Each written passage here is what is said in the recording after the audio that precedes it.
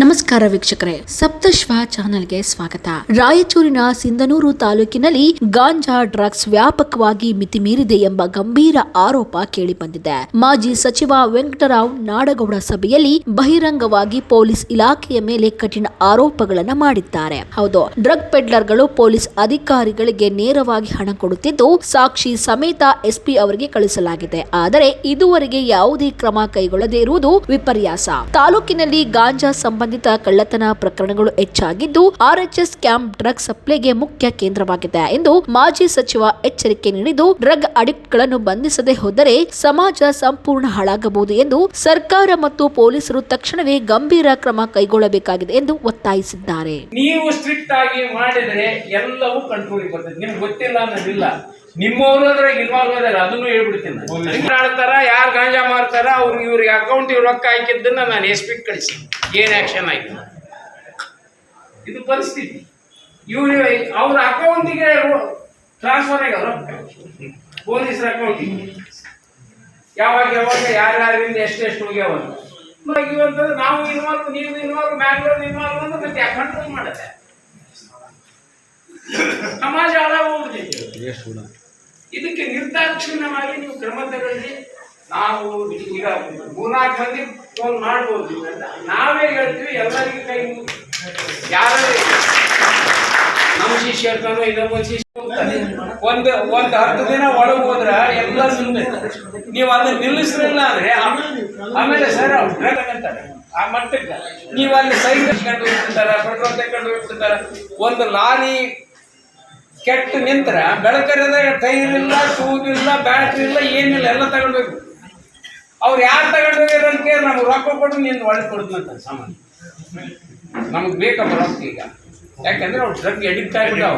ಅವ್ರಿಗೆ ಆ ಇಂಜೆಕ್ಷನ್ ಸಿಗಲಿಲ್ಲ ಅಂದ್ರೆ ತಡ್ಪಡಿಸ್ತಾರೆ, ಆ ಮಟ್ಟಕ್ಕೆ ಹೋಗ್ಬಿಟ್ಟಾರೆ. ಆ ಡ್ರಗ್ ಅಡಿಕ್ಟ್ಗಳನ್ನು ನೀವು ಕಂಟ್ರೋಲ್ ಮಾಡಲಿಲ್ಲ ಅಂದರೆ ಸಮಾಜ ಸಂಪೂರ್ಣ ಹಾಳಾಗಿ ಹೋಗ್ತೈತಿ. ಇದ್ರ ಬಗ್ಗೆ ನಾವು ವಿಪಕ್ಷ ಸಮಾಜದ ಹುಡುಗರು ಅವ್ರನ್ನ ಹೆಂಗೆ ಕಂಟ್ರೋಲ್ ಮಾಡ್ತಿದ್ರು ನೋಡಿದೆ ಅಂತ. ಅವರು ಅವ್ರ ತಂದೆ ತಾಯಿಗಳನ್ನು ನಾನು ಕರೆಸಿದ್ದೆ, ಊರಾಗಿಲ್ಲ ಕಂಟ್ರೋಲ್ ಮಾಡ್ರು, ನೀವು ಬಿಟ್ರೆ ಹೆಂಗೆ ಅಂತ. ನಮ್ಮ ಕೈ ಮೀರಿ ಹೋಗ್ಬಿಟ್ಟಾರೆ, ಅವ್ರು ಏನು ಮಾಡೋಕ್ಕಾಗೋದಿಲ್ಲ ಅನ್ನೋ ಪರಿಸ್ಥಿತಿ. ಇದನ್ನು ನೀವು ಫಸ್ಟ್ ಪ್ರಿಯಾರಿಟಿ ಮೇಲೆ ಕಂಟ್ರೋಲ್ ಮಾಡಿರಿ. ಡ್ರಗ್ಸ್ ಯಾರೇ ಇರಲಿ ಮುಲಾಜಿಲ್ಲ, ನಾವ್ಯಾರೂ ಕೂಡ ವಿನಂತಿ ಮಾಡ್ತೀವಿ, ನಾವ್ಯಾರೂ ಫೋನ್ ಮಾಡೋದು ಬೇಡ. ಡ್ರಗ್ ವಿಷಯದಲ್ಲಿ ಯಾವುದೇ ವಿಷಯದಲ್ಲಿ ಅನೈತಿಕ ಸಂಬಂಧ ಇಂಥವು ಮಾಡೋರಿಗೆ ಯಾರು. ಈಗ RH ಕ್ಯಾಂಪಿನ ಬಗ್ಗೆ ಮಾತಾಡಿದ್ರು, ಅದು ಸತ್ಯ ಇದೆ. ನೀವು ಈ RH ಕ್ಯಾಂಪಿನ ತುಂಬ ಶಿರಗಳು ಇರ್ತಾವೆ. ಎದಕ್ಕೆ ಹೋಗ್ತಾರೆ ಅವ್ರನ್ನೇನು ಹೊಲ ಇಲ್ಲ, ಮನಿ ಇಲ್ಲ, ಏನಿಲ್ಲ. ಅಲ್ಲಿ ಹೋಗಿ ಇಂಥ ಇವೆಲ್ಲ ನಿಮಗೆ ಏನು ಬೇಕು ಎಲ್ಲ ವ್ಯವಸ್ಥೆ ಸಿಗುತ್ತೆ. ಇವ್ರು ಎದಕ್ಕೆ ಹೋಗ್ತಾರ ಗೊತ್ತಿಲ್ಲ. ಎಲ್ಲ ಅಲ್ಲೇ ಅದು ಸೆಂಟ್ರ್ ಹೇಳ್ತಾರಲ್ಲ, ಕಾಲೇಜ್ ಗಂಟೆ ಬಾಗ್ಲಾಗದವ, ಅಲ್ಲಿ ಏನು ಸಾಯಂಕಾಲ ಆದಮೇಲೆ ಎಲ್ಲ ಅಷ್ಟು ಐತಿ. ಹಂಗಾಗಿ ಅಂಥವನ್ನ ನೀವು ಮೊದಲು ಕಂಟ್ರೋಲ್ ಮಾಡಿ.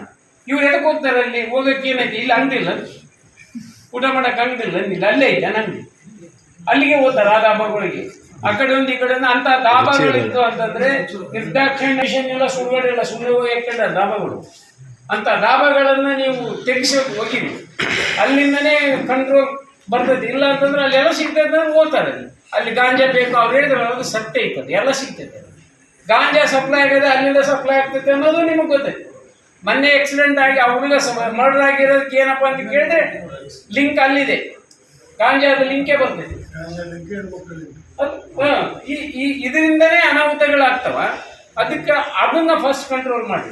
ಇಸ್ಪಟ್ ಆಡೋದು ಈಗಾಗಲೇ ಸದನ ಯಾರನ್ನ ಅರೆಸ್ಟ್ ಮಾಡಿದ್ರೆ, ಯಾರನ್ನ ಒಳಗೆ ಹಾಕಿದ್ರೆ ಏನಾಗಿತ್ತು. ಇದು ಆಗಲಿಲ್ಲ ಅಂದ್ರೆ ಏನಾಗ್ತದೆ, ಪೊಲೀಸರ ಭಯನೇ ಹೋಗ್ಬಿಟ್ಟದೆ. ಫ್ರೆಂಡ್ಲಿ ಪೊಲೀಸ್ ಇರ್ಬೇಕಂತ ನಾವು ಮಾತಾಡ್ತೀವಿ, ಆ ಫ್ರೆಂಡ್ಲಿ ಪೊಲೀಸ್ ಯಾವ ಮಟ್ಟಕ್ಕೆ ಹೋಗ್ತೈತೆ ಅನ್ನೋದು ಆಗ್ಬಾರ್ದಲ್ಲ. ನೋಡಿದ್ರಲ್ಲ ವೀಕ್ಷಕರೇ, ಇದೇ ರೀತಿಯ ಇನ್ನಷ್ಟು ಹೊಸ ವಿಡಿಯೋಗಳಿಗಾಗಿ ನಮ್ಮ ಸಪ್ತಶ್ವ ಟಿವಿ ಕನ್ನಡ ಚಾನೆಲ್ನ ಸಬ್ಸ್ಕ್ರೈಬ್ ಮಾಡಿ, ಲೈಕ್ ಮಾಡಿ, ಶೇರ್ ಮಾಡಿ. ಧನ್ಯವಾದಗಳು.